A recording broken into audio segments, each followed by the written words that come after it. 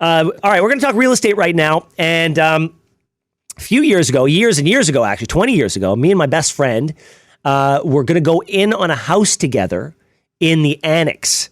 And he was going to buy the majority of it, like 2/3 or 3/4. And I was going to put in what I could. And I was going to have the appropriate portion of the house for how much I was investing.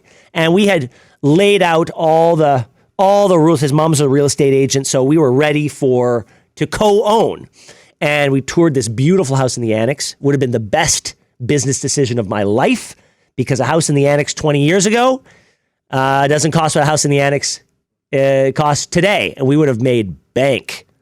But the woman who was touring us in the house didn't sell it to us. We found out later because she thought we were gay. Isn't that lovely? Isn't that lovely in Toronto? But anyway, that push to co-own with your friends isn't just because you like your friends anymore. It's because home ownership has become increasingly unattainable. And so some people are thinking to throw in with their friends, share the burden, and hopefully get in on the real estate market and start, to be able to move up the home ownership ladder. We're joined now by Devel Morrison with Bosley Real Estate Limited to talk about just that. There are a lot of rules and things people should think about before they jump in, Devel, and good morning to you. Morning to you too. I mean, yeah, absolutely. But I do think that this is, I remember a few years ago seeing that this is what people were doing in San Francisco, because the San Francisco market was more expensive than the Toronto market years ago and still is. They were buying together, which I think is a great way for people to do it. I've had friends do it, 2 single women do it. I know of couples who've done it. You could buy a duplex and one person gets their own apartment, the other person gets their own apartment. And that way you still get to live separately, but you're living together. But to me, the advantages are amazing. So first of all, you both get to submit your financials to your mortgage broker, to your lender, to help boost what kind of mortgage you could get. Now, when you share that information with your mortgage lender, they don't necessarily share that information with the other party. So you still have your financial autonomy where people don't need to know what your finances are, but you can both go in and get your information together.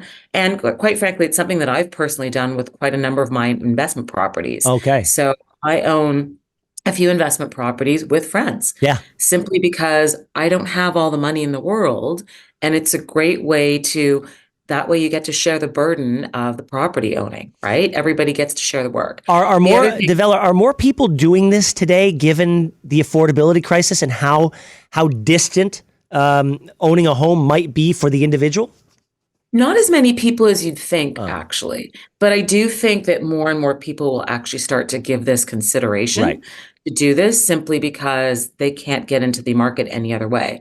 It is important for them to consult with a lawyer and get an agreement in place, just to have a list of sort of what ifs, right? What happens if one party wants to leave? How does one party get bought out versus the other? And, you have to think of some of the potential eventualities that you haven't thought of. Yeah. So, what happens if one partner dies? Right. So, and, of course, people never like talking about death, but if one partner dies, I don't want to be in business with your heirs. I want to be in business with you.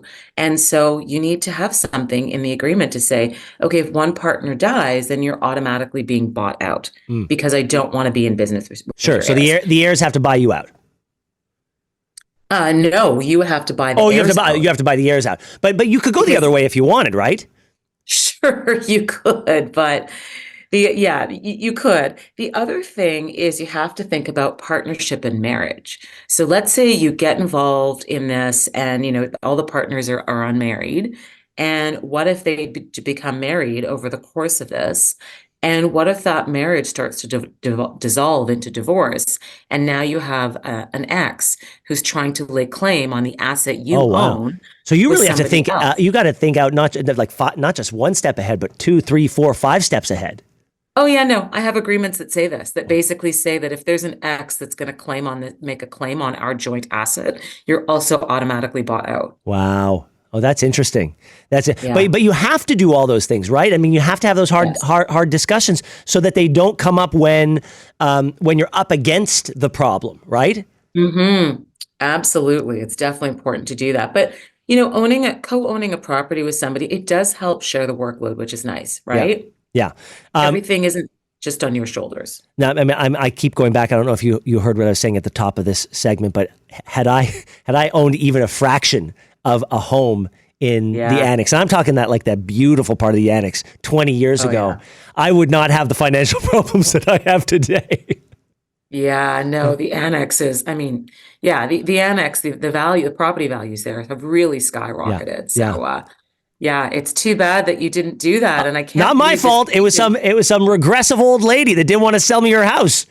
Yeah, and so that's what I mean. I was about to say, it's too bad that person was homophobic, really. I know.